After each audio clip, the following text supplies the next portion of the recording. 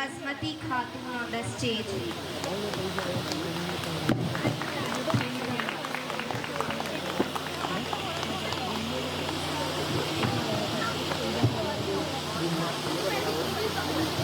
Self-confidence just like a superpower.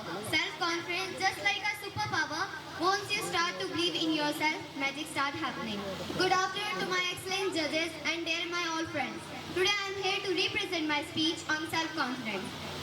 When you believe in yourself, you develop a positive attitude and can see the bar raising. We all want to succeed in life and success comes with hard work. Not everybody is born with extraordinary skills and talent. But if you believe in yourself, you can achieve your desired goals in real time. Let's remember the words by Eleanor Roosevelt. No one can make you inferior without your consent. There is a saying that hard work beats talent.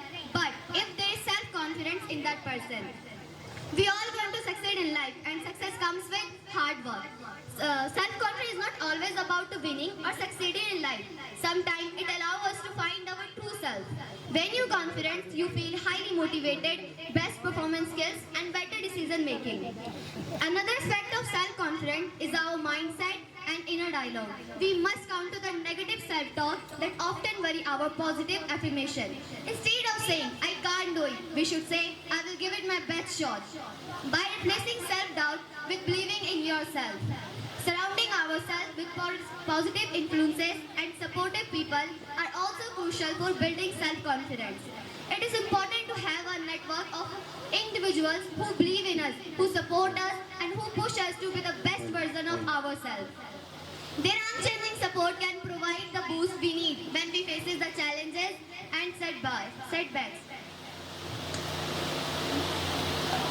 Lastly, self-confidence is not a destination. It requires the self-confidence.